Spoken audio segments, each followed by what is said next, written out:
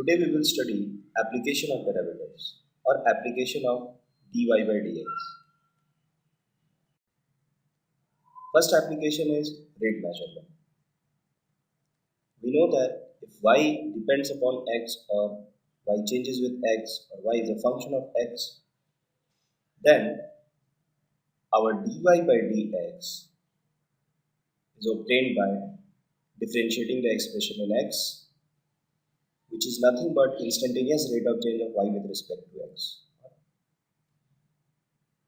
Rate of change of y with respect to x. We can use the same idea to find many physical quantities. For example, velocity, we all know, is rate of change of position. That implies if we represent velocity, then it can be obtained by differentiating displacement s with respect to time. So ds by dt will give you instantaneous velocity.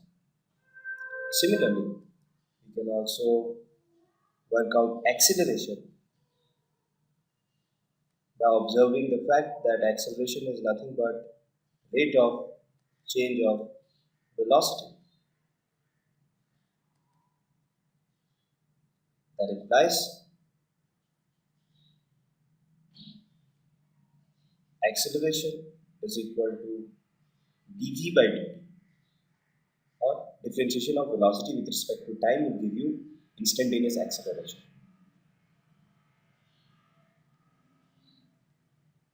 Other physical quantities are like force. Force is rate of change of momentum by Newton's second law,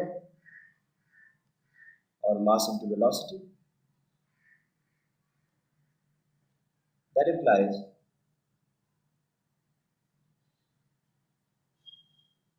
force can be obtained by just differentiating momentum, if momentum is represented by p, with respect to time, or force is just d by dt of mv equal to mv.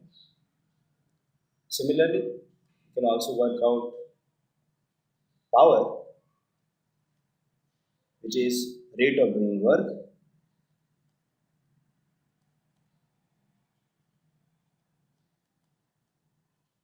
with respect to time. So we can give the expression for power and then become simply dw by dt. So given the expression of work, we can differentiate it with respect to time, we'll get power. All these quantities are instantaneous quantities by default. We can work out with some examples to use dy by dx as rate measurement. Suppose we have a cylinder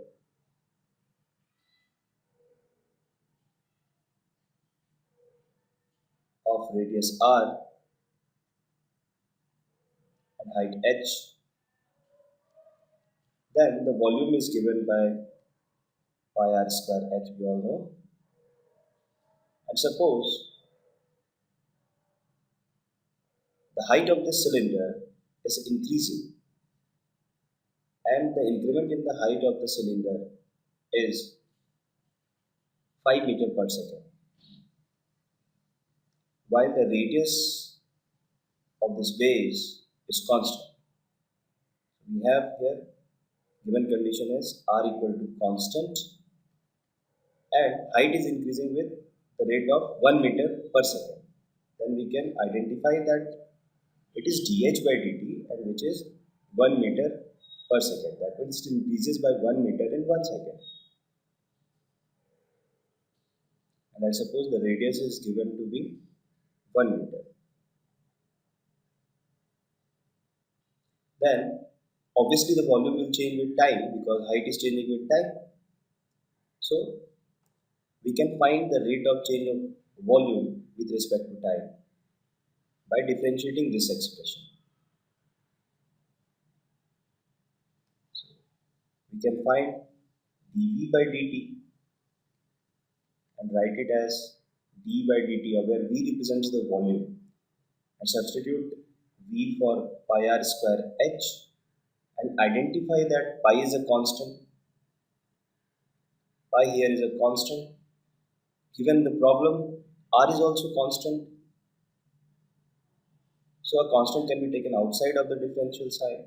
Then pi and r being constant, we can take out pi r square out of this differential sign and simply differentiate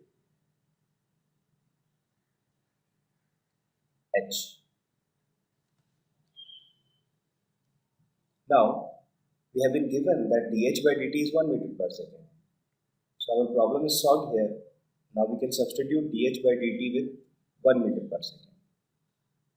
We have this dh by dt here, we can substitute it here. We'll get our answer. So let's just substitute this, then we'll get dv by dt is pi r square into dh by dt. Here, because pi and r are constant, we can substitute the value, it will become pi, r square will become 1 square, and h will become, dh by dt is 1 meter per second. So r is in meter, h is in meter, so it will become, this volume is meter cube per second. So the volume is increasing with a rate of pi meter cube per second in this problem. Let's see an example in which the position as a function of time is given. X is equal to t square minus 5t plus 6. So this is the position of the particle on x-axis with respect to time. The question 1 is, find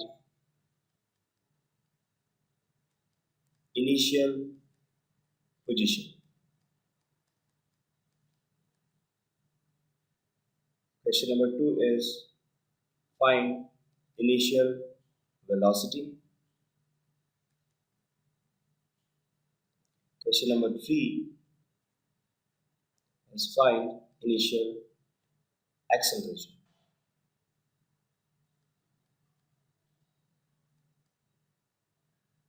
So let's solve these questions first.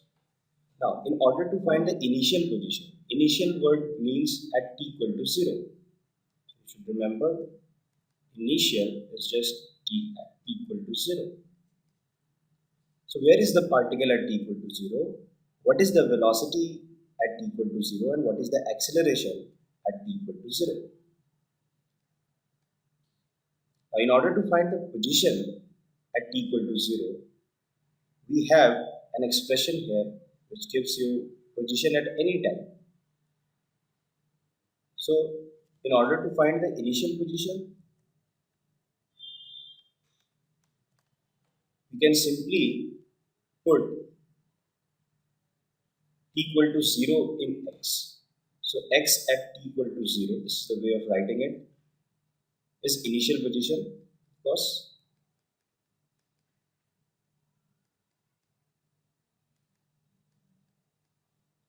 Then we can put the value of t equal to 0 in the expression of x, we get 0 minus 0 plus 6.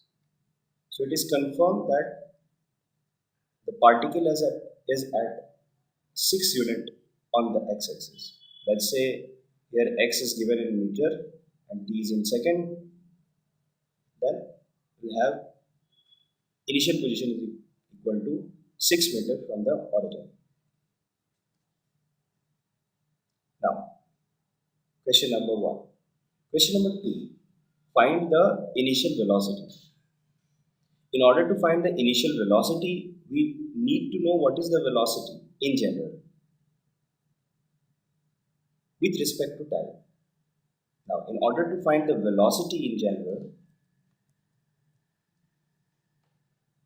we can use the idea of rate measurement. That rate of change of position will be velocity. So, for question number 2, this is question number 1, solution for question number 1. Solution for question number 2 would be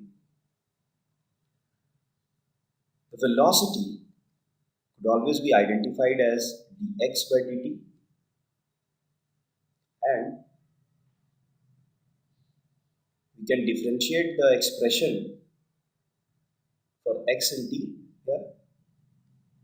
Put here t square minus 5t plus 6 and use our knowledge of differentiation to get the velocity as a function of time. We will have here differentiation of t square will be 2t, differentiation of minus 5t will be simply minus 5, plus differentiation of 6. 6 is a constant, does not change with time, so it would be 0. So the answer would be 2t minus 5. So our velocity at any time t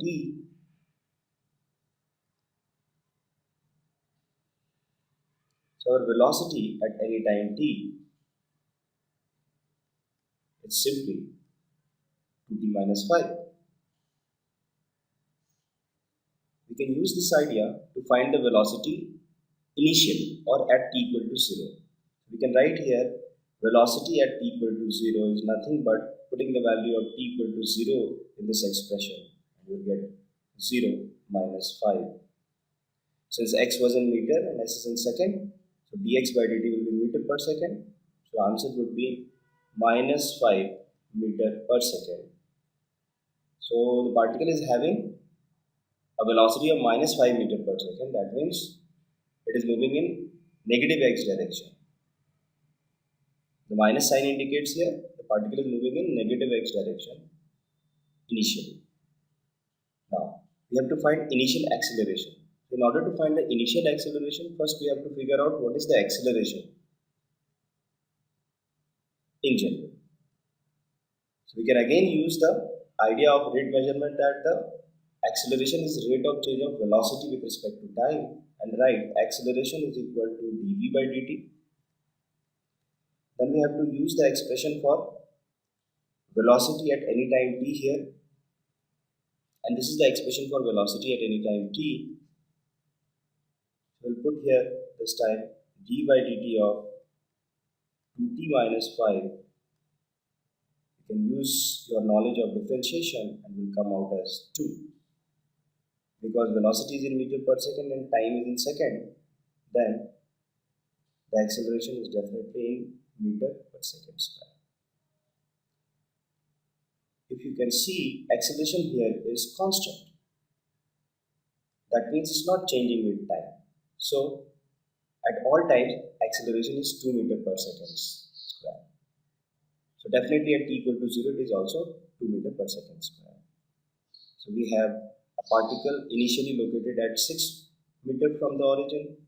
Velocity initially is minus 5 meter per second, and acceleration is 2 meter per second square initially or indefinitely.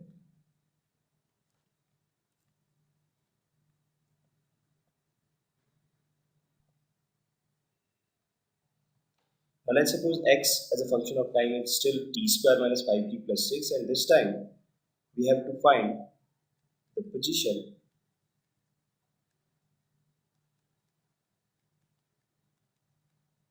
and time of the particle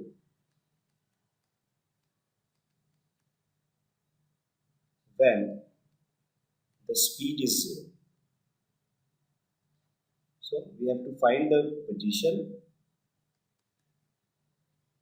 and the time at which the speed will be 0. So obviously we will look for speed. What is the speed at any time? Then the idea to get speed is to get the velocity first from x.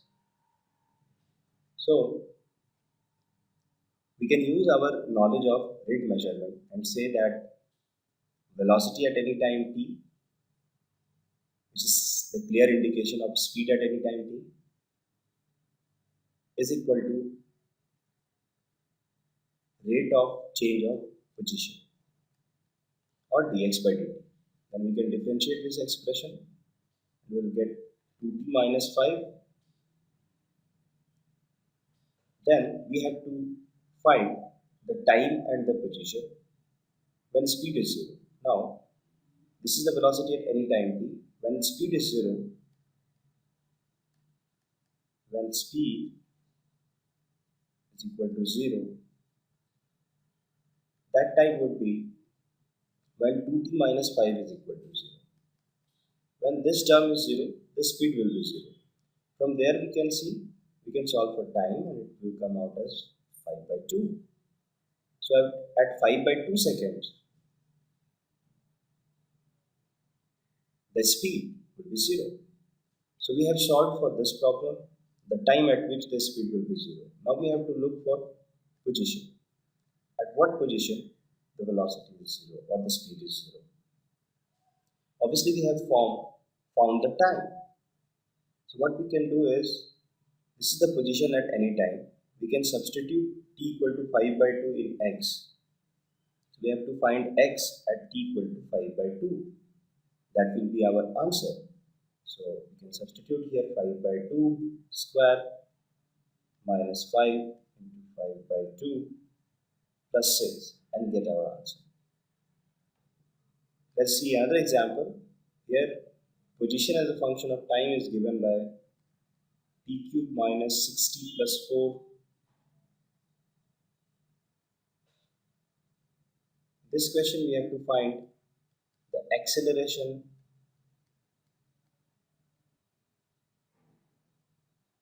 velocity and position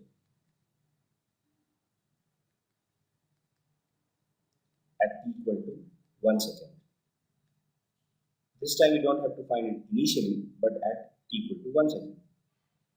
But the idea will be same. First, position at t equal to 1 second can be obtained by putting t equal to 1 second in the expression for position. So we will put t equal to 1 second, we will get 6 into 1 plus 4. So clearly the position is minus 1. Now, for velocity, first of all, we have to find the velocity at any time t. And the idea is velocity at any time t is dx by dt. That expression will be differentiation of x with respect to t, and x is t cube minus 60 plus 4 at any time. So we have to differentiate it. We can use the formula for differentiation of elementary function.